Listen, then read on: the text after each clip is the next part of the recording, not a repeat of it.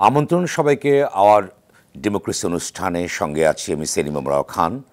দর্শক, fire service and civil ডিফেন্সের হিসেবে 2023 সালে সারা দেশে 27,500-এরও বেশি অগ্নিকাণ্ডের ঘটনা ঘটেছে।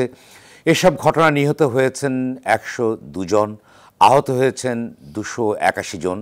চলতি বছরের ফেব্রুয়ারিতে রাজধানীর বেলি রোডে একটি বহুতল ভবনের অগ্নিকাণ্ডে নিহত হয়েছেন অন্তত 46 জন।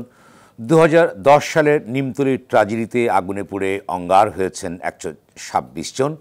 চুড়িহাট্টায় 71 জন এবং এফআর টাওয়ারের অগ্নি ঘটনায় মৃত্যু হয়েছে 71 জনের। এক একটি দুর্ঘটনার পর তদন্ত কমিটি গঠিত হয়, বিভিন্ন সুপারিশ আসে, কিন্তু বাস্তবায়নের অভাবে আবারও ঘটে অগ্নি দুর্ঘটনা। গেল এক যুগে বাংলাদেশের ফায়ার সার্ভিসের সক্ষমতা বহুগুণ বেড়েছে, আধুনিকায়ন হয়েছে। যে কোনো দুর্ঘটনায় সবার আগে সাড়াদানকারী এই প্রতিষ্ঠানটির দক্ষতায় হাজার কোটি টাকার সম্পত্তি রক্ষার পাশাপাশি রক্ষা পাচ্ছে হাজারো জীবন। তবে অসচেতনতা এবং মানহীন বৈদ্যুতিক সরঞ্জামাদি ব্যবহারের ফলে দেশে অগ্নি দুর্ঘটনার সংখ্যা বেড়েছে বলে মনে করছেন কেউ কেউ। এমন একটি বাস্তবতায় সারা বিশ্বের মতো বাংলাদেশেও আজ পালিত হলো আন্তর্জাতিক ফায়ার ফাইটার্স ডে 2024। দিবসটির গুরুত্ব বিবেচনায় রেখে আজ আমাদের আলোচনার বিষয় অগ্নি ঝুঁকি ও বাংলাদেশের প্রস্তুতি। আর এই বিষয়ে আলোচনার জন্য আজ আমাদের সঙ্গে স্টুডিওতে আছেন আর ইম্পেরিয়াল ইলেকট্রিক্যালস লিমিটেডের পরিচালক ও CEO Mahbub Hossain Mirza, Bangladesh fire service and civil ডিফেন্সের পরিচালক অপারেশন ও maintenance lieutenant colonel Mohammad Tajul Islam Chowdhury SGP PSC, এবং বুয়েটের প্রকৌশল বিভাগের সহযোগী অধ্যাপক ডক্টর মোহাম্মদ ইয়াসির আরাফাত খান। দর্শক, আপনি আলোচনা অংশ নিতে পারেন। টেলিভিশনের পর্দায় দেখা নম্বরে ফোন করে আপনি প্রতিক্রিয়া দিতে পারেন, মতামত জানাতে পারেন, প্রশ্ন করতে পারেন। যাচ্ছে মূল আলোচনা বিষয়ে অগ্নি ঝুঁকি ও বাংলাদেশের প্রস্তুতি। প্রথমে আমি শুরু করতে চাই জনাব মাহবুব হোসেন, আপনাকে দিয়ে আমি শুরু করতে চাই। যে আপনারা তো যেটি আমরা উল্লেখ করেছি যে অনেকে বলবার চেষ্টা করে থাকেন যে বাংলাদেশের অগ্নি দুর্ঘটনার অন্যতম কারণ হচ্ছে অর্থাৎ নিম্নমানের সামগ্রী ব্যবহার করা, ইলেকট্রিক্যাল গুডস ব্যবহার করা। এই বিষয়টিকে আপনি কীভাবে দেখবেন? আজকে বিশেষ করে আমরা গভীর শ্রদ্ধার সঙ্গে স্মরণ করছি ফায়ার ফাইটার্সদের আজকে 4 মে, এবং যারা জীবন উৎসর্গ করেছেন সাধারণ মানুষের জীবন রক্ষার্থে তাদেরকে গভীর শ্রদ্ধার সঙ্গে স্মরণ করছি। এ প্রসঙ্গে যদি আপনি বলেন।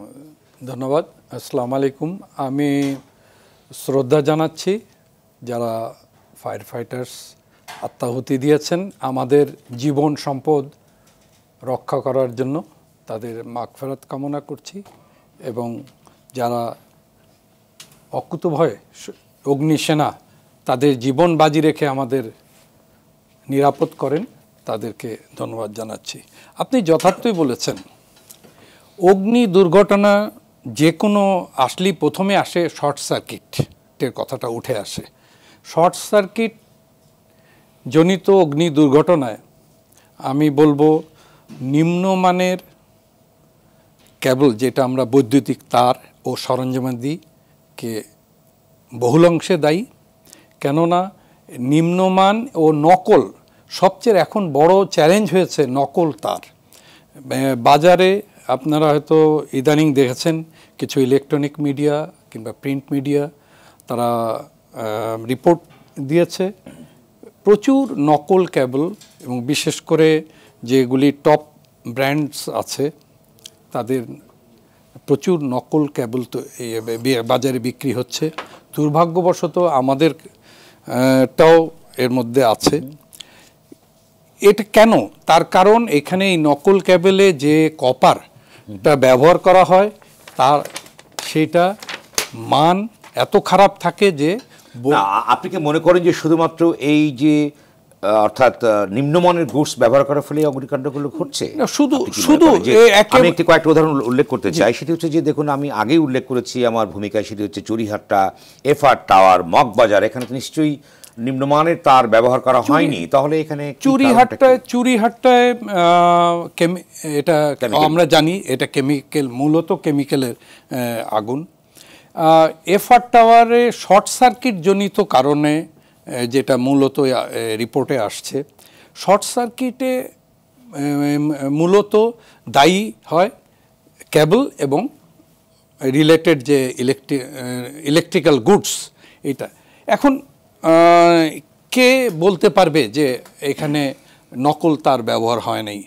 আমাদের দেশে যেমন আমরা জানি, ইউরোপে সিপিআর বলে কনস্ট্রাকশন প্রোডাক্ট রেগুলেটর বলে বডি আছে, বিশেষ করে পাবলিক প্লেসগুলিতে, বড় বড় টাওয়ারগুলিতে যেখানে জনসমাগম বেশি, সেইখানে তদারকি করার জন্য তারা কি ব্যবহার করছে, কেমন ম্যাটেরিয়াল ব্যবহার করছে, এটা তদারকি করার জন্য বডি আছে।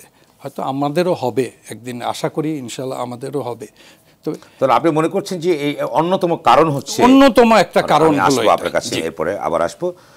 লেফটেন্যান্ট কর্নেল মোহাম্মদ তাজুল ইসলাম চৌধুরী, আপনি বলুন যে কি কারণটি, যে আমরা উল্লেখ করেছি যে অসংখ্য ঘটনাগুলো ঘটেছে, বিশেষ করে গত 10 বছরের যে আমরা পরিসংখ্যান দেখি, তার আগে আমরা যেতে চাই না, সেখানে আমরা লক্ষ্য করেছি যে 1590 জন নিহত হয়েছে 10 বছর অগ্নিকাণ্ডে, 16,816 জন আহত, নানা রকম পরিসংখ্যানগুলো আমরা দেখছি যে ভেরিয়েশন আছে।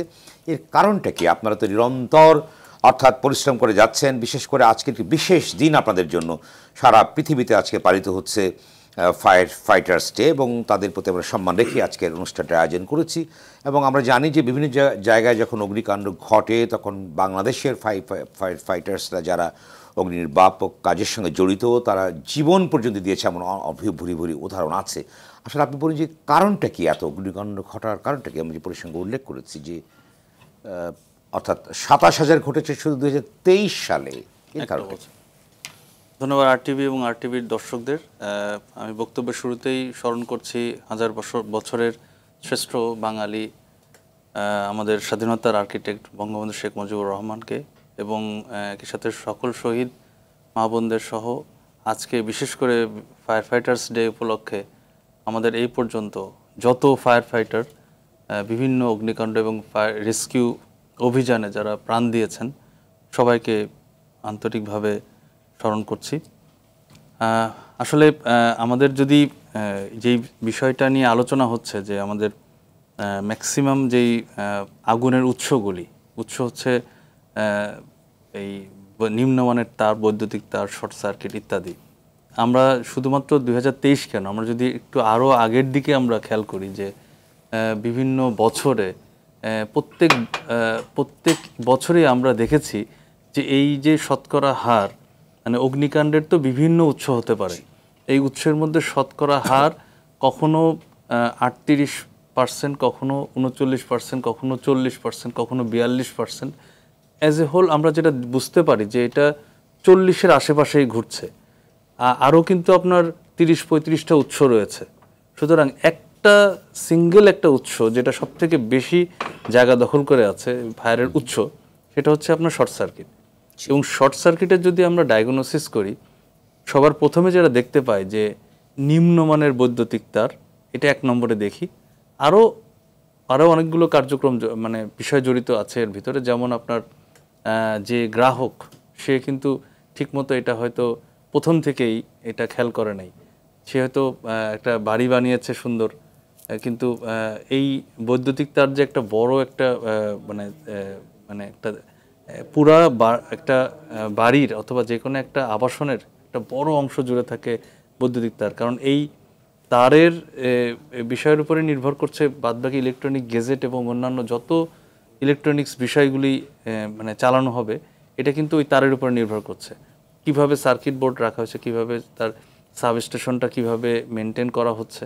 এবং সে কিন্তু একটা জিনিস এখানে বলে রাখা ভালো যে আমরা প্রথমে একটা বাড়ি যখন বানাই, এটা যে আমলেই হোক না কেন, তার পরবর্তীতে কিন্তু প্রজন্মের পর প্রজন্ম চেঞ্জ হচ্ছে, কিন্তু ওই লোড ক্যাপাসিটি, মানে একটা ইলেকট্রিক যে লোড ক্যালকুলেশন, ওটা আমরা খেয়াল করি না।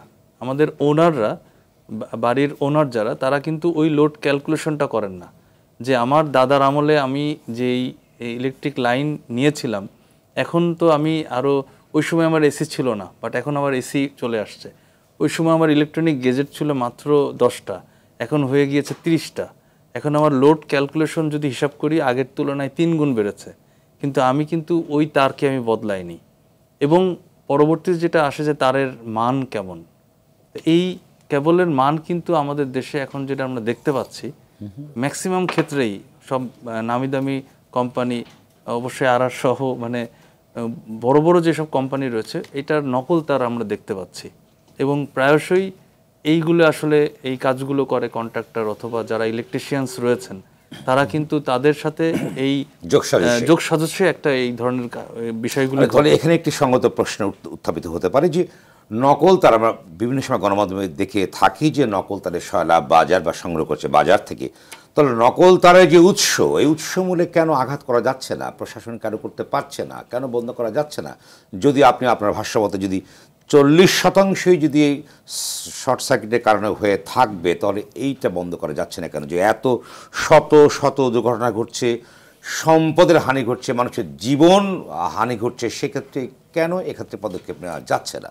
না, পদক্ষেপ নেওয়ার ক্ষেত্রে কিন্তু সব ক্ষেত্রেই সরকার বিভিন্ন জায়গায় কিন্তু কাজ করছেন। যেমন আমাদের ফায়ার সার্ভিসে যেমন নির্দিষ্টভাবে ম্যাজিস্ট্রেট নাই, কিন্তু আমরা কি বসে আছি? আমরা কিন্তু মোবাইল কোড করছি, জেলা প্রশাসনের কাছ থেকে ম্যাজিস্ট্রেট নিয়ে আমরা মোবাইল কোড করছি।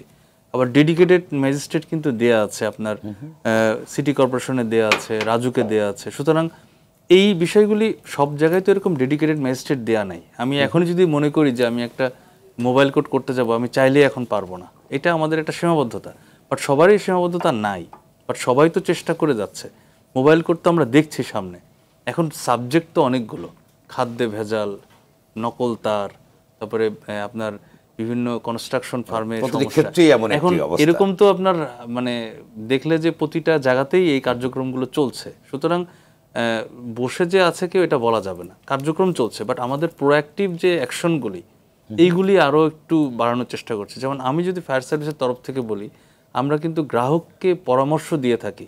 এবং গ্রাহক যখন যেখানেই মানে একটা, আপনারা তো জানেন যে আমাদের ফায়ার সেফটি প্ল্যানের একটা বাধ্যবাধকতা রয়েছে 2009 সালের থেকে, যেই অগ্নি প্রতিরোধ নির্বাপন আইন অনুযায়ী যেই মানে আমাদের যে প্ল্যানটা জমা দিতে হয়, মানে একজন ভবন মালিক উনি কিন্তু একটা প্ল্যান জমা দেন, আমরা সেটা আবার দেখে দিই, মানে সেটা যাচাই বাছাই করে আমরা কমিটির মাধ্যমে সেই প্ল্যান এনওসি দেই। তারপরে আবার ওনাকে 1 বছর সময় দেওয়া হয়, উনি এটা কার্যকরী করে আবার নিয়ে আসেন। এখানে কিন্তু বড় একটা অংশ জুড়ে থাকে আপনার এই এই সাবস্টেশন, তারপরে আপনার সিঙ্গেল লাইন ডায়াগ্রাম, এই যে ইলেকট্রিক্যাল যে পার্টটা, এটা কিন্তু একটা বড় অংশ জুড়ে থাকে। এবং আমাদের এই 4 জন যে ইঞ্জিনিয়ার সাইন করেন, তার মধ্যে একজন ইলেকট্রিক ইঞ্জিনিয়ার আছেন। ইলেকট্রিক্যাল ইঞ্জিনিয়ারের সাইন কিন্তু এখানে একটা পার্ট। তার মানে 4 জন যে সাইন করতেছেন, একজন আপনার স্ট্রাকচারাল ইঞ্জিনিয়ার, আরেকজন ইলেকট্রিক্যাল ইঞ্জিনিয়ার, আরেকজন আপনার আর্কিটেক্ট এবং আরেকজন ফায়ার প্রফেশনাল, একটা প্ল্যানে কিন্তু এই 4 জন সাইন করছেন। সুতরাং এই ইলেকট্রিক পার্টটা কিন্তু অনেক ইম্পর্ট্যান্ট। এবং এইটা আসলে বিভিন্নভাবে আমরা এই সচেতনতা বাড়ানোর জন্য চেষ্টা চালিয়ে যাচ্ছি। পরামর্শ শুধু প্রদানের মধ্যে দিয়ে আমরা বসে নেই, আমরা কিন্তু যেই দুর্ঘটনাগুলো ঘটে সেই জায়গাগুলোতে আমরা ওই ধরনের ইকুইপমেন্টগুলো দেওয়ার চেষ্টা করি। এবং এই সেফটি প্ল্যানে যদি উনি ওই ইকুইপমেন্ট না দেন, আমরা পাস করি না। উদাহরণ বলতে চাই, আরেকটা সর্বশেষ প্রশ্ন আপনাকে করতে চাই। এফআর টাওয়ারে যে ঘটনা ঘটল এবং মগবাজারে একটি ঘটনা ঘটেছিল 2021 সালে, 27 জন অগ্নিদগ্ধ হয়েছিল। এফআর টাওয়ারের ঘটনা আমরা জানি, সেখানেও প্রায় 20-এর ঊর্ধ্বে মারা গিয়েছিল। এবং সর্বশেষ মগবাজারের ঘটনাটা আমরা জানি, 46 জন মারা গেছে। তাহলে এই যে ফায়ার বেলি রোডের যে ঘটনা, এই যে পর্যায়ক্রমে ঘটনাগুলো ঘটছে, কিন্তু সেখানে কেন সেটাকে নগরের মতো জায়গা, ঢাকা মহানগরে সেটাকে কেন প্রতিরোধ করা যাচ্ছে না? আপনারা তদন্তও করছেন, বিভিন্ন সময় তদন্ত করছেন, তদ রিপোর্ট যদি জনসমক্ষে আসছে না, তারপরও একই ঘটনা কেন বারবার পুনরাবৃত্তি ঘটছে, এর কারণটা কি? এটা প্রথমত আমি ভবন মালিকদের অসচেতনতার কথাই বলবো। কারণ অসচেতনতা একটা, আরেকটা বিষয় হচ্ছে আমি জেনে শুনে একটা সরকারি আইনকে মানে ব্যত্যয় ঘটাচ্ছি। উদাহরণ বলতে চাচ্ছি যে কিভাবে হতে পারে, একটা ভবন মালিককে কিন্তু একটু কিছু নিয়মের মধ্যে যেতে হয়। আমি একটা বাড়ি বানাবো, বা একটা নিয়ম, সরকারি নিয়ম তো মানতে হবে। এই ভূমিটা, এটা কি কৃষিযোগ্য ভূমি, না আমাকে বাসযোগ্য ভূমি, না এটা বাণিজ্যিক কার্যক্রম করার জন্য ভূমি দিয়েছে? আমি একদম রুট লেভেল থেকে বলছি, এটা আমার আগে নিতে হবে। আমার যদি ঢাকা যে অর্গানাইজেশনগুলো আছে যেমন রাজুক আছে, কর্তৃপক্ষ আছে, তাদের ভূমিকাটা আমরা কিন্তু ওই বেজ অর্গানাইজেশন যেমন ঢাকার জন্য রাজুক, আমি কিন্তু যখন ফায়ার সেফটি প্ল্যানটা দেখার আগে সবার আগে ফার্স্ট আমার দায়িত্ব হচ্ছে আমি রাজুকের মানে পারমিশন এনওসি আছে কিনা এটা দেখছি। অন্যান্য ক্ষেত্রে ওই development authority CDA, KDA, RDA এরকম যার যার জায়গার ক্ষেত্রে, ইসের ক্ষেত্রে পৌরসভা। সুতরাং আমি আগে দেখছি যে বৃহত্তর যে প্ল্যানটা যারা যেই অথরিটি করছেন তাদের সাথে এটা এনওসি নেওয়া আছে কিনা, এটা আগে আমি ফার্স্টে দেখছি। না নেওয়া থাকলে সঙ্গে সঙ্গে আমি সেই এনওসি দিচ্ছি না এবং এটা নো করে দিচ্ছি। কারণ আমাদের ফায়ার সার্ভিস এইভাবে কার্যক্রম করে, শুরুতেই আগে দেখে যে আসলে জমিটা এটার জন্য প্রযোজ্য কিনা, এটা একটা বিষয়। পরবর্তীতে যদি কোনো বাণিজ্যিক প্রতিষ্ঠান হয় তাহলে ট্রেড লাইসেন্স থাকতে হবে, এরকম আলাদা আলাদা কোনো পরিবেশের বিষয় হলে পরিবেশের এনওসি নিতে হবে, যদি কোনো কলকারখানার বিষয় হয় তাহলে কলকারখানার ছাড়পত্র। আপনি আমাকে বলুন যে আমি এইগুলো দিয়েছে, তারপরে আমরা যেটা করি আমরা দেখি যে ওই ভবনটা মানে ওই লোড ক্যাপাসিটি লোডের সাথে মিলিয়ে, মানে আমরা ধরন বলি, ওই ধরনের সাথে মিলিয়ে এইসব ইনস্টলেশন দিয়েছে কিনা, মানে আমাদের ফায়ার যেসব ইকুইপমেন্টগুলো দিয়েছে কিনা, ওই পরিমাণ জলাধার আছে কিনা, কৃত্রিম জলাধার তার বিল্ডিংয়েই থাকতে হবে, এরকম কিছু কিছু মেজর এবং মাইনর ইস্যু রয়েছে। মেজর ইস্যুগুলোর ক্ষেত্রে আমরা কোনো ছাড় দেই না, মাইনর ইস্যু আমরা বলি ঠিক আছে এটা ঠিক করে নিয়ে আসেন, সতর্ক করি, আবার এটা এইভাবে প্ল্যানটা দেওয়া হয় এবং 1 বছর থেকে সময় দেওয়া হয় বাস্তবায়ন। না, আমি সর্বশেষ প্রশ্ন আপনাকে করি যে এই যে বিল্ডিংগুলো আমরা দেখতে পাই যে রাজুকের অনুমতি কিভাবে তারা পায় যে বিল্ডিংগুলো লেগে আছে, বিল্ডিং একটার সঙ্গে আর একটি লেগে আছে, নানা রকম ত্রুটি এবং দুর্নীতির অভিযোগের কথা আমরা শুনি। এই তদন্ত কি এইগুলোকে বেরিয়ে আসবে তদন্তে যে রাজুক সঠিকভাবে যাদের ফোর্সি করার কথা, মনিটরিং করার কথা তারা সঠিকভাবে করতে পারছে কিনা, এমন তদন্ত রিপোর্টে কি উঠে আসে আপনাদের? অবশ্যই আসে, কারণ সরকারের জন্য যে সংস্থা তার এসওপি অনুযায়ী কিন্তু তারা যে তদন্ত যখন করেন তাদের দৃষ্টিকোণ থেকে যেইগুলো ভায়োলেশন হয়েছে সেগুলো তার তদন্ত রিপোর্টে কিন্তু চলে আসে। এবং আরেকটা জিনিস বলতে চাই যে একটার সাথে আরেকটা একটু মানে একই সাথে কিছু কার্যক্রম হয়, যেমন আপনি যে রাস্তার কথা বলছেন অথবা গায়ে গায়ে লাগিয়ে যে একটা বিল্ডিং করছে, আমরা কিন্তু সেই ক্ষেত্রে তাকে এনওসি দিচ্ছি না। আমার গাড়ি যদি ওখানে প্রবেশ না করতে পারে, ওই পরিমাণ রাস্তা যদি না থাকে, ওই রাস্তার প্রশস্ততা যদি না থাকে, কিভাবে দিচ্ছে? হ্যাঁ, এটা রাজুকও দেওয়ার কথা না, এটা তার নিয়মের মধ্যে। বিল্ডিংগুলো কিভাবে গড়ে উঠছে এখানেই প্রশ্ন যে অবৈধভাবে কোশ্চেন। আপনার কাছে প্রসঙ্গে আমি আসবো। এরপর যে ডক্টর মোহাম্মদ ইয়াসির আরাফাত খান, আপনি বলুন যে বাংলাদেশের অর্থাৎ আমাদের যে ফায়ার ফাইটার্সরা আছেন, অর্থাৎ বাংলাদেশের অগ্নি নিরাপক আধুনিকায়ন হয়েছে এবং উন্নত হয়েছে, তাদের সংখ্যা বেড়েছে, তাদের দক্ষতা বেড়েছে, যোগ্যতা বেড়েছে, কিন্তু অগ্নিকে কোনোভাবেই অর্থাৎ থামানো যাচ্ছে না বা থামানো তো যাবে না, নিয়ন্ত্রণ করা যাচ্ছে না এবং বড় বড় ঘটনাগুলো ঘটেই চলছে। এর কারণগুলো আপনার কাছে মনে হয়? উনি বলেছেন যে অর্থাৎ নিম্নমানের গুডসগুলো ব্যবহার করা হয় অন্যতম একটি কারণ। অনেকে বলে থাকে যে রাজুকের অর্থাৎ তারা মনিটরিং যাদের করবার কথা তারা সঠিকভাবে করছে না, নানা রকম অভিযোগ, পাল্টা অভিযোগ বিভিন্ন আছে। আপনি কি মনে করেন? না, দেখুন, প্রত্যেকটাই তো এক একটা অংশ, মানে এই যে সামগ্রিক, এবং ফেইলরটা আসলে এই একটা দুইটা জায়গায় না, সামগ্রিক ফেইলর। এখন যদি শুনতে পাচ্ছেন, যদি আমরা দেখি, বিশেষ করে আপনি যে এক্সাম্পলগুলো দিলেন বিভিন্ন সময় দুর্ঘটনার, এবং প্রত্যেকটা দুর্ঘটনায় আসলে কিন্তু আলাদা আলাদা নেচার আছে। ফায়ার সার্ভিস যে উপলক্ষে স্মরণ করছি, যারা, কারণ যে কোনো দুর্ঘটনা ঘটলেই কিন্তু ফায়ার সার্ভিস মানে জীবন দিয়ে লড়ে, এবং আমরা দেখেছি যে কোনো সন্দেহ নাই যে ফায়ার সার্ভিস কাজ করে। এবং দেখেন যে আপনার বিএম ডিপো এর এক্সপ্লোশনে মানে এটাই মনে হয় সর্বোচ্চ 11 জন মারা যায়, 13 জন মারা যায়। তো এই ঘটনার ইনভেস্টিগেশনে এখানে আমিও ভিজিট করেছিলাম। এখানে যেটা দেখেছি যে বিশেষ করে ফায়ার সার্ভিস যেভাবে ফাইট করেছেন, তারা যতটা আপনার অ্যাগ্রেসিভ ছিলেন, একটা ডিফেন্সিভ ফায়ার ফাইটিং করা দরকার ছিল। মানে সেখানে কিন্তু ছোটো ছোটো, আমরা একটা ভিডিওতে দেখেছিলাম যে ছোটো ছোটো এক্সপ্লোশন হচ্ছিল, ধারণা করা দরকার ছিল যে এখানে বড় এক্সপ্লোশন হতে পারে। এবং যখন কেমিক্যাল ফায়ার হয় তখন কিন্তু বিষয়গুলো ভয়াবহ আকার ধারণ করে। আপনারা যেমন বেশ কিছু এক্সাম্পল এখানে এসেছে, বিশেষ করে আপনার যে কথাগুলো বলা হচ্ছে যে সাব স্ট্যান্ডার্ড কেবল, তারপরে লোড ক্যালকুলেশন, যারা বিশেষ করে ইউজার তাদের কিন্তু জানার কথা না। সো এবং লোডটাও কিন্তু আপনি যেটা বলা হলো যে ভবন যখন একটা লোড নিয়ে চিন্তা করে করা হচ্ছে, পরবর্তীতে মানে হয়তো একটা এসির কথা চিন্তা করা হয়েছে, এখন হয়তো আমরা 3টা এসি লাগাচ্ছি, ফলে লোডটা বেড়ে যাচ্ছে, ফলে ওই কেবলের উপরে প্রেশার বাড়ছে এবং দুর্ঘটনা ঘটছে।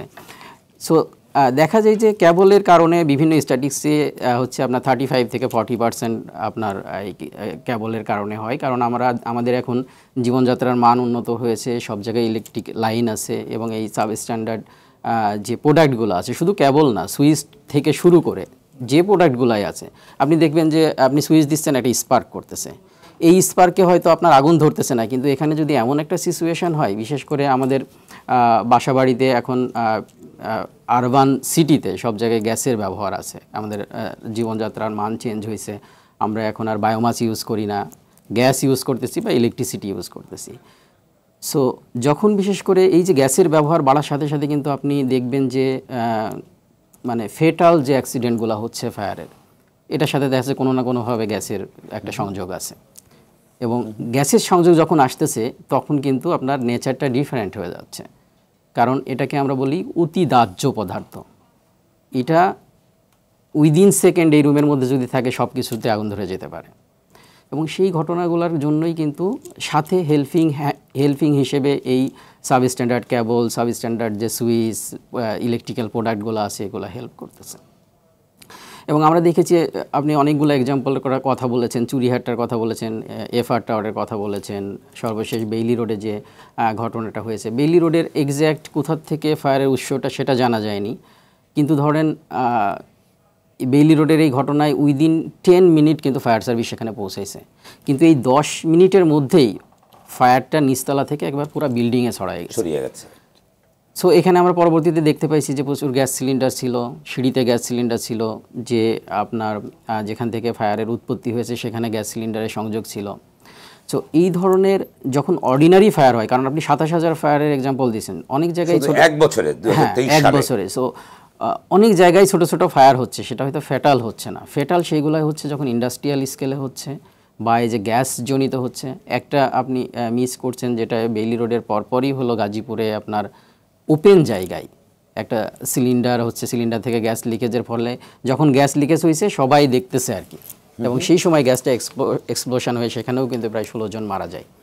তো দেখা যাচ্ছে যে এখন আমাদের জীবনযাত্রার মান চেঞ্জ হচ্ছে, সবাই আমরা মানে আরামায়েশ চাচ্ছি, এতে আমাদের রুমে এসি আসতেছে, রুমগুলো বদ্ধ থাকতেছে, আবার গ্যাসের ব্যবহার করতেছি, ফলে আমাদের যে ঝুঁকিটা বলা যেত অগ্নিকুণ্ডলীর উপরে বাস করছি, আমরা অনেকে বলবার চেষ্টা করেছি যে ঢাকা শহর একটি অগ্নিকুণ্ডলীর উপরে আছে। আমি এ প্রসঙ্গে আপনি কি বলবেন? এ প্রসঙ্গে যে অবস্থা এইটা, আমি আপনার কাছে আসবো। একজন দর্শক টেলিফোন আছে, ফোনটি নেই। শুভরাত্রি দর্শক, আপনার পরিচয় দিয়ে বলুন সংক্ষেপে আপনার প্রশ্নটি। শুভরাত্রি, আসসালামু আলাইকুম। ওয়ালাইকুম আসসালাম। খসরু বলছিলাম পিরিজপুরের কাউখালী থেকে। আমার প্রশ্ন হলো, সুন্দরবনে যে আগুনটি লাগলো সেটা কিভাবে লাগলো, কারা লাগালো, কিভাবে সংগঠিত হলো, সেক্ষেত্রে সেখানে ফায়ার সার্ভিসের কি ভূমিকা ছিল এবং ফায়ার সার্ভিস এ বিষয়ে কি কি পদক্ষেপ গ্রহণ করেছেন, যদি পদক্ষেপ গ্রহণ করে না থাকেন তাহলে কি পদক্ষেপ নেবেন এবং তাদেরকে বিচারের আওতায় কি প্রক্রিয়া আনা যায়? ধন্যবাদ, আমাদের সঙ্গেই থাকুন। আমি আপনার কাছে আসবো, যেহেতু সুন্দরবনে আগুন লেগেছে, এটি বড় ধরনের ঘটনা। অধ্যাপক এসএ আরাফাত, আপনি শেষ করুন। জি, যেটা বলছিলাম যে কেমিক্যাল ফায়ারের নেচারের কারণে অনেক সময় ফায়ার সার্ভিস দ্রুত পৌঁছাইতে পারলো, যেটা বেইলি রোডের এক্সাম্পলে যে 10 মিনিটের মধ্যে পৌঁছাইতে পারলো, কিন্তু ফায়ার তার আগেই ফায়ার আপনার আনকন্ট্রোলের পর্যায়ে চলে গেছে। তো এখন আপনার অগ্নিকাণ্ডের ঘটনা ঘটলে এত ফ্যাটাল বা এত মানুষ কেন মারা গেল, বিশেষ করে বেইলি রোডের ক্ষেত্রে, এইটা যদি আপনি একটু ইনভেস্টিগেশন করেন বা দেখতে যান, তাহলে দেখবেন যে এখানে আসলে ফেইলর শুধুমাত্র একক কারোর ফেইলর না।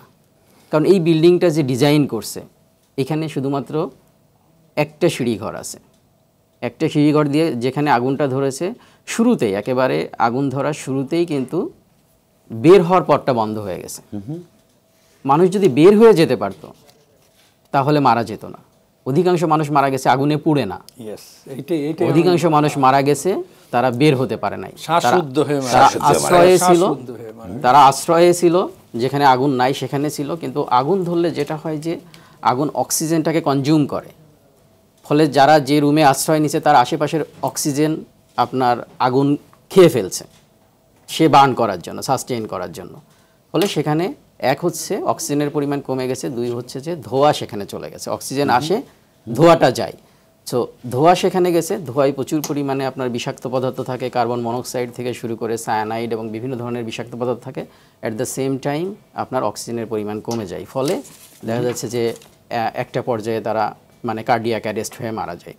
এবং এইখানে আপনার শুধুমাত্র দোতলাতেই অনেকগুলো লাশ পাওয়া গিয়েছিল যাদের কোনো। আপনি বলতে চেয়েছেন যে এখানে শর্ট সার্কিটের ঘটনা আছে একদিকে, অন্যদিকে যে যদি প্রকৃত প্ল্যানিং যেটা থাকে বিল্ডিংয়ে সেখানেও ঘাটতি ছিল বলে আপনি মনে করছেন, যে যেটা অর্থাৎ সিঁড়িতে স্টেয়ারগুলোর সংকট ছিল, নানা রকম সংকটের কথা আমি বলছি। আমি আসবো আপনার কাছে, এরপর যে একটি গুরুত্বপূর্ণ আলোচনা আমি যে আপনার কাছে আমি যাচ্ছি, লেফটেন্যান্ট কর্নেল মোহাম্মদ তাজুল ইসলাম, এই সুন্দরবনে আগুন লেগেছে যেটি একটি রেলিভেন্ট প্রশ্ন করেছেন আমাদের দর্শক, যে বিস্তীর্ণ এলাকা পড়ে গেছে এবং থেমে থেমে আগুন জ্বলে উঠছে সেখানে, এবং আগামীকাল থেকে নাকি ম্যাসিভ আকারে কাজ শুরু হবে। এই প্রসঙ্গে যদি বলেন যে কি অবস্থা, কি সর্বশেষ অবস্থাটা কি আপনার কাছে?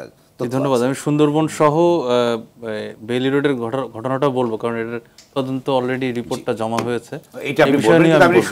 সুন্দরবনটা আগে বলছি যে সুন্দরবনে আসলে আগুনটা লেগেছে বেশ আগেই। মানে আমরা প্রথম খবর পাই আপনার 1500 মানে 3টা 40 মিনিটে খবর পাওয়ার পরে আমাদের টিম ওখানে চলে যায় এবং 1645-এ তারা পৌঁছায়। কারণ এই জায়গাটা আসলে পৌঁছানোর ক্ষেত্রে একটু আমাদের প্রতিবন্ধকতা ছিল। প্রথম হচ্ছে আপনার রাস্তা দিয়েই যাওয়া গিয়েছে 20 কিলোমিটার পর্যন্ত, এর পরবর্তীতে আপনার ভ্যানে যেতে হয়, মানে ভ্যানে যেয়ে তারপরে পায়ে হাঁটা। তা এক পর্যায়ে পৌঁছানোর পরে ওখানে সন্ধ্যা মানে আসলে কার্যক্রম ওইভাবে শুরু করতে পারে নাই, কারণ সন্ধ্যা হয়ে মানে যতটুকু পরিস্থিতি দেখলো যে এখানে বেসিক্যালি এটা একটা বুশ ফায়ার, মানে বিচ্ছিন্ন আগুন এবং এটা আসলে তদন্ত করা ছাড়া বলা যাবে না যে আসলে কিভাবে আগুনটা ধরেছে। কারণ আমাদের তো সুন্দরবনে ওরকম রেকর্ড নাই যে এরকম ওয়াইল্ড ফায়ার যেটা পাশ্চাত্য দেশে যেরকম দেখা যায় যে বিশাল এরিয়ায় আগুন ধরে। কি মনে হয় কারণটা কি মনে হতে পারে? এটা মানে আসলে এখন কিছুই বলা যাচ্ছে না, তদন্ত না করে। আমি জানি এটা গুরুত্বপূর্ণ পদে আপনি আছেন, এটা আসলে তদন্ত সাপেক্ষে মানে আমার তদন্ত অবশ্যই করা হবে। না, যদি সুন্দরবনে এমন কোনো ঘটনা না থেকে থাকবে আমাদের বনভূমিতে, তাহলে এই আগুনের কারণটা অনেকে বলবার চেষ্টা করেছেন যে কেউ ধরিয়ে দিয়েছে কিংবা নাশকতা বা অন্য কোনো কিছু হতে পারে বলে মনে করেন? না, এটা আসলে বেশি করে আপনার বিবেচনায় নিচ্ছেন? আমি প্রথম বিবেচনায় নিচ্ছি বর্তমান যে প্রেক্ষাপট আমাদের এখন কিন্তু তাপদাহ চলছে, যেমন আমাদের এই সিজনটা কিন্তু টোটালি প্রত্যেক বছরেই এরকম টাইমটাই আপনার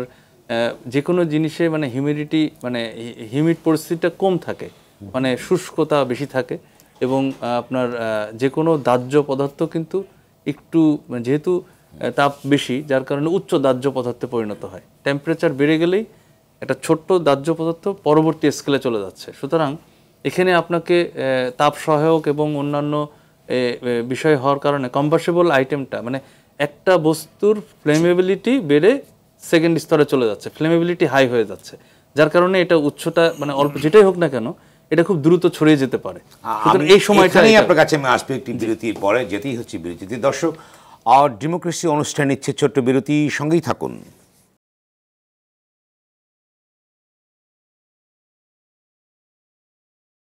দর্শক, বিরতির পর আবারও স্বাগত আওয়ার ডেমোক্রেসি অনুষ্ঠানে। সঙ্গে আছি আমি সেলিম আমরাও খান। আলোচনার বিষয় অগ্নিঝুঁকি ও বাংলাদেশের প্রস্তুতি। এই পর্যায়ে আবারও যাচ্ছি লেফটেন্যান্ট কর্নেল তাজুল ইসলাম চৌধুরী। আপনার কাছে যে সুন্দরবনটা নিয়ে মানুষের আগ্রহের কমতে এবং উদ্বেগ উৎকণ্ঠা আছে যে বনটি মানে পুড়েই গেলে এমন একটি ধারণা সৃষ্টি হচ্ছে, আপনি যদি সংক্ষেপে বলেন। এটা এখন এই মুহূর্তে 1.5 কিলোমিটার থেকে 2 কিলোমিটারের ভিতরেই আপনার আগুনটা বিস্তৃত। এখন বিষয় হচ্ছে যেভাবেই ধরুক না কেন, বাট এখন এই আগুনটা একটু ছড়িয়ে যাওয়ার মূল কারণ হচ্ছে দক্ষিণ দিক থেকে উত্তর দিকে যে বাতাসটা, এই বাতাসে কিন্তু আগুনটা বেশ ছোট ছোট বুশে যে ধরতেছে, একটু এখান থেকে স্ফুলিঙ্গ আর একটা জায়গায় যে ধীরে ধীরে ধরতেছে। আসলে আশেপাশের জনগণ চেষ্টা করতেছেন অনেক। আমরাও আসলে এই রাত্রেবেলা আমাদের জেলা প্রশাসনের সাথে আমাদের একটা মিটিং হয়েছে, জরুরি মিটিং, এবং মিটিংয়ে যে সিদ্ধান্ত হয়েছে যে এই রাত্রে আসলে নিরাপত্তাজনিত বেশ কিছু রিজন আছে এবং সব কিছু মিলিয়ে আমরা ভোর থেকে আবার আলো মানে এখনো আগুন জ্বলছে, এখনো আগুন অবশ্যই আছে, এখন বেসিক্যালি ধোঁয়াটা আছে। ওরকম আমরা ওই লেভেলের মানে যেটা স্তর আমরা বলি যে খুব খারাপ অবস্থায় নেই, বাট আগুনটা এখনো আছে, বাট ধোঁয়ার অংশটা বেশি। তা আমরা আশা করছি যে ভোরবেলায় আমরা কার্যক্রম আবার শুরু করব এবং ইনশাল্লাহ একটা কিছু হবে। মানে আমাদের সাথে যোগ দিয়েছে ভলেন্টিয়ার, জেলা প্রশাসন তো অবশ্যই আছে। আমরা দেখতে পেয়েছি যে সাধারণ মানুষ জি ওনারা ভলেন্টিয়ার এবং ওনারা আশেপাশের লোকজন সবাই চেষ্টা করছে। আমাদের মূল উদ্দেশ্য যাতে অবশ্যই এটা কনফাইন্ড একটা স্পেসের মধ্যে যেন রাখতে পারি এবং লোকালয়ে যেন না যায়, আমাদের টার্গেট এইগুলো। তবে এখানে সীমাবদ্ধতা হচ্ছে যে এই জায়গাটা একটু মানে পানির সোর্স যেখান থেকে, ওখান থেকে আমাদেরকে প্রায় 1.5 কিলোমিটারের দূরে, মানে যে খাল থেকে পানিটা নিতে হবে এটা হোস পাইপের মাধ্যমে 1.5 কিলোমিটার দূরে আমাদেরকে এটা কাজ করতে হবে। সুতরাং হ্যাঁ, এটা একটা আমাদের সীমাবদ্ধতা, মানে আমাদের প্রতিবন্ধকতা রয়েছে। এবং যাতায়াতের বিষয়টা আরও রিসোর্স লাগলে যাতায়াতটা একটু কষ্টকর এখানে, এই বিষয়গুলি আছে। তবে আশা করছি যে আমাদের যেভাবে জনবল হয়েছে ইনশাল্লাহ আমরা আশেপাশের ভলেন্টিয়ার সবকিছু মিলিয়ে এখনো বলা যায় যে এটা নিয়ন্ত্রণ, আমাদের আশা করছি যে এটা যেন না বাড়ে। আমরা চাইবো যে আমাদের সুন্দরবন যেন তেমন ক্ষতিগ্রস্ত না হয়। এ পর্যায়ে আমি যাচ্ছি মাহবুব হোসেন মির্জা, আপনার কাছে আমি যাচ্ছি যে শর্ট সার্কিটের কথা উঠলো এবং আমরা লক্ষ্য করেছি যে যেটি বেইলি রোডে যে ঘটনাগুলো ঘটেছে বা অন্যান্য বিল্ডিংয়ে যে ঘটনাগুলো ঘটেছে, যে তার যখন পুড়ে যায় অর্থাৎ একটা বিকট গন্ধ বেরোয়, যে মানুষ শ্বাসরুদ্ধ হয়ে করে মারা যায়। এবং এই বিষয়টিকে বলেন যে কি তার অর্থাৎ কি কেমিক্যালটা না থাকলে অন্তত এতটা সাফোকেশন হবে না, বা এই ব্যাপারে কোনো উদ্যোগ আছে কিনা? ধন্যবাদ আপনাকে। আমরা যদি দেখি বেইলি রোডের ঘটনা, ওখানে অগ্নিদগ্ধ হয়ে মানুষ মারা যায়নি, কিন্তু শ্বাসরুদ্ধ হয়ে মানুষ মারা গেছে। তার মানে এখানে ধোঁয়া এবং টক্সিক বিষাক্ত গ্যাসের প্রভাবে মানুষ শ্বাসরুদ্ধ হয়ে মারা গেছে। এখানে আমরা এখন শহরাঞ্চলে কি দেখি, আমরা ডেকোরেশন করি, এখান থেকে ধোঁয়া কিংবা বিষাক্ত গ্যাসের বের হওয়ার পসিবিলিটি আগুন লাগলে। আর ইলেকট্রিক কেবল যেটা, এইটা পিভিসি যখন দগ্ধ হয় পুড়ে, তখন এখান থেকে হ্যালোজেন গ্যাস বলে একটা গ্যাস আছে যেটা অত্যন্ত মানবদেহের জন্য ক্ষতিকর। এই বিষাক্ত গ্যাস নির্গত হয়। যদি আমরা পাশ্চাত্য দেশে যে এরকম তারা লো স্মোক হ্যালোজেন গ্যাস ফ্রি কেবল ব্যবহার করে, আমাদের দেশে অলরেডি এফআর আমরা সহ আরও অন্যান্য শীর্ষস্থানীয় কেবল কোম্পানি ফ্লেম রিটার্ডেন্ট কেবল অলরেডি আমরা মার্কেটিং করছি। বাংলাদেশ প্রোডাকশন হচ্ছে ফ্লেম রিটার্ডেন্ট, অর্থাৎ আগুন ধরলে আগুনটা প্রলং করবে না, ছড়াবে না, আগুনটা ওইখানেই নিভে যাবে। কিন্তু এখনও যেটাকে হ্যালোজেন গ্যাস ফ্রি বিষাক্ত গ্যাস মুক্ত কেবলের এখনও প্রচলন তেমন হয় নাই, কিংবা এরকম মার্কেটিং হচ্ছে না। মানে আপনারা ম্যানুফ্যাকচার করছেন এগুলো নাকি? আমরা এফআর যেটা flame retardant and low smoke, যেটা ধোঁয়া খুব সামান্য ধোঁয়া হবে। নর্মাল পিভিসি তারে প্রচুর ধোঁয়া হয় এবং এই ধোঁয়াতে মানুষ জিনিসটা অন্ধকার হয়ে যাবে, এক্সিট দেখতে পাবে না, বের হওয়ার পথ, নির্গমন পথ দেখতে পাবে না, এবং শ্বাসরুদ্ধ হওয়ার আশঙ্কা আছে। সুতরাং আমরা অলরেডি ফ্লেম রিটার্ডেন্ট এবং লো স্মোক কেবল তৈরি করছি এবং বাজারজাত করছি। দ্বিতীয় পর্যায়ে আমরা অলরেডি আমরা এই বিষয়ে R&D চলছে, হ্যালোজেন গ্যাস মুক্ত, যেটা পাশ্চাত্য দেশে যে টেকনোলজিতে করে। এটা কবে নাগাদ আসতে পারে? এটা ইনশাল্লাহ আমরা এই বছরের মধ্যেই আমরা মার্কেটিং শুরু করে যাতে এই বহুল অংশে টক্সিক গ্যাসজনিত কারণে মানুষের যাতে মৃত্যু না হয়, বহুল অংশে কমে যায় এই জন্য। এবং আমি আপনার RTVর মাধ্যমে সংশ্লিষ্ট কর্তৃপক্ষ অনুরোধ করব যাতে পাবলিক প্লেসেস যেমন মাল্টি স্টোরিড বিল্ডিং, হসপিটালস, যেখানে শপিং মল, এইখানে বাধ্যতামূলকভাবে low smoke halogen gas free fire retardant cable যাতে বাধ্যতামূলক ম্যান্ডেটরি করা হয়, জনগণের নিরাপত্তা দিক বিবেচনা করে আমি অনুরোধ জানাবো, আহ্বান জানাবো। এটিকে আইনের ভিতরে ইনক্লুড করা, বাধ্যতামূলক করার জন্য, যেমন রাজুক অথবা PWD যারা কনস্ট্রাকশন করে তাদের ইয়েতে বাধ্যতামূলক করা হয়। ধন্যবাদ। আমি আবারও আসবো আপনার কাছে পর্যায়ে। হ্যাঁ, এ পর্যায়ে আমি আবারও যাচ্ছি ডক্টর মোহাম্মদ ইয়াসির আরাফাত খান, আপনি কি বলবেন যে এই আমরা নানা রকম কথাবার্তা শুনছি, অর্থাৎ কিন্তু আগুনের পরিমাণ বেড়েই চলছে, দুর্ঘটনা বাড়ছে, আমরা রাজুকে বলছি তারা যখনই একটি দুর্ঘটনা ঘটে তখনই বলি যারা মনিটরিং অথরিটি আছে তাদের গাফিলতি আছে, কিন্তু জীবন তো হানি হচ্ছে, সম্পদের হানি হচ্ছে, আসলে কীভাবে এগুলো কমিয়ে আনা যায়? এবং আমরা আরেকটা জিনিস লক্ষ্য করছি যে আমাদের যে অগ্নি নির্বাপক যারা কাজ করছেন তারা জীবন পর্যন্ত বিসর্জন দিচ্ছে এবং তাদের কোনো ঘাটতি আমরা লক্ষ্য করছি না, তারপরেও কোথায় সংকটটা রয়ে গেছে? দেখুন, আমাদের সংকট আসলে সব জায়গায়, বিশেষ করে কারণ একটা বিজনেস, আমরা যখনই কোনো একটা দুর্ঘটনা ঘটছে, সেটা আপনার আগুনের কারণেই হোক অথবা রাস্তায় বাসের দুর্ঘটনায় হোক, দেখবেন দুর্ঘটনার পরে দেখা যাবে যে বাসের ফিটনেস সার্টিফিকেট নাই। সিমিলারলি যখনই একটা দুর্ঘটনা হচ্ছে দেখবেন যে যদি ইন্ডাস্ট্রির হয় দেখবেন সেই ইন্ডাস্ট্রির কোনো কাগজপত্র নাই, ইন্ডাস্ট্রির কোনো লাইসেন্স নাই। এই যে সাবস্ট্যান্ডার্ড কোম্পানির কথা বলা হচ্ছে, ক্যাবল তৈরি হচ্ছে, সেই ক্যাবলগুলা তো কোনো একটা ইন্ডাস্ট্রি প্রডিউস করতেছে, তারা র মেটেরিয়াল ইম্পোর্ট করতেছে, তাদের তো কাগজপত্র না থাকলে কিভাবে সম্ভব? সো দেখা যাচ্ছে যে এখানে একটা সামগ্রিকভাবে মানে আপনার সচেতনতার একটা ব্যাপার আছে। সবাই আমরা অসচেতন, সবাই আমরা নিয়ম ভঙ্গ করতে চাই, আবার নিয়ম ভঙ্গ করার সুযোগটা আমাদের আছে এবং নিয়ম ভঙ্গ করে আমি পারও পেয়ে যাচ্ছি। ফলে কি হচ্ছে, যখন ঘটনা ঘটে তখন আলোচনা হয়, আবার সেটি স্থগিত হয়ে যায়। কারণ হচ্ছে যে আপনার কোনো একটা দুর্ঘটনা যখন ফ্যাটাল পর্যায়ে যায়, একটা সিঙ্গেল মানে কোনো একটা জায়গা থেকে শুরু হয়, সেটা হয়তো ম্যানমেড থেকেই শুরু হয়, কিন্তু এটার ব্যাপকতা এবং এটার যে ফ্যাটাল অ্যাক্সিডেন্টে রূপান্তরিত হওয়ার জন্য অনেকগুলো উপাদান দরকার হয়।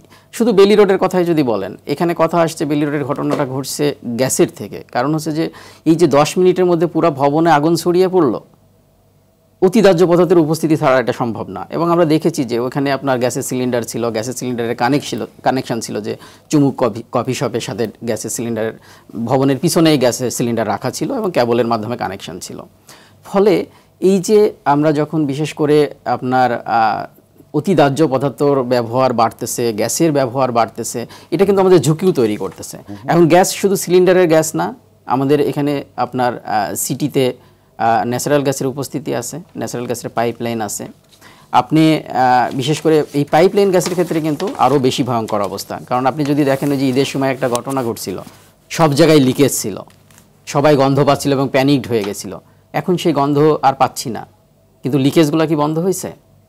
তার মানে লিকেজ আছে, গ্যাসে গন্ধ নাই। এবং আপনি যদি দেখেন, আমি আমার বাসায় চেক করে দেখছি যে গ্যাসে আমরা গন্ধ পাই না, কিন্তু আমাদের একটা গ্যাস ল অনুসারে আমাদের বিশেষ করে এলপিজি রুল এবং হচ্ছে আমাদের ন্যাচারাল গ্যাস আপনার হচ্ছে নীতিমালা আছে, একটা বিধিমালা আছে। সেই বিধিমালাতে উল্লেখ আছে যে বিশেষ করে হাউস হোল্ড গ্যাসে আপনার অডোরেন্ট মিক্স করতে হবে যাতে গন্ধ পায়, কারণ এটাই হচ্ছে আপনার প্রাইমারি সেফটি। এই রুমের মধ্যে গ্যাস আছে, যদি গন্ধে আপনি জানেন গ্যাস আছে, আপনি এখানে ইভাকুয়েট করতে পারবেন না, সরে যেতে পারবেন। এবং গ্যাসের উপস্থিতি থাকলেই কিন্তু আগুন ধরে না, একটা নির্দিষ্ট মাত্রায় থাকতে হয়। হ্যাঁ, মার ক্যাপ্টেন আপনার এটা হচ্ছে অডোরেন্ট, এটা খুব কম পরিমাণে থাকলে গন্ধ পাওয়া যায় যে এখানে গ্যাসের উপস্থিতি আছে, তো আপনি ব্যবস্থা নেবেন। কোনো একটা ঘরে গ্যাসের গন্ধ পাইলে আপনি জানলা দরজা খুলে দিবেন, আপনি দুর্ঘটনা মুক্ত হতে পারবেন। কিন্তু যদি আপনি না জানেন, এই যে হঠাৎ হঠাৎ এক্সপ্লোশন হচ্ছে, মগবাজারের এক্সপ্লোশন, গুলিস্তানের এক্সপ্লোশন, তারপরে সায়েন্স ল্যাবের ওখানে এক্সপ্লোশন হয়েছে, নারায়ণগঞ্জ মসজিদে 34 জন মারা গেছিল, সেখানে একটা এক্সপ্লোশন হয়েছে, কোথাও কিন্তু মানুষজন গন্ধ পায় নাই। কিন্তু হাউস হোল্ড গ্যাসে আপনার গন্ধ মিক্স করা, অডোরেন্ট মিক্স করা বাধ্যতামূলক, সেটা কিন্তু আমরা পাচ্ছি না। তো এটা কারণ বাসা বাড়িতে আপনি ডিটেক্টর লাগাইতে পারবেন, ইন্ডাস্ট্রিতে আবার গন্ধ দেওয়া যাবে না, কারণ ইন্ডাস্ট্রিতে ওরা র ম্যাটেরিয়াল হিসেবে ইউজ হয়, এই গন্ধটা আবার ক্ষতিকারক হবে মানে আপনার প্রোডাকশনের জন্য, তো সেখানে এটা ব্যবহার করার নিয়ম নাই। ফলে হাউস হোল্ড গ্যাসে আপনার গন্ধ ব্যবহার করতে হয়, সেটা আমরা পাচ্ছি না।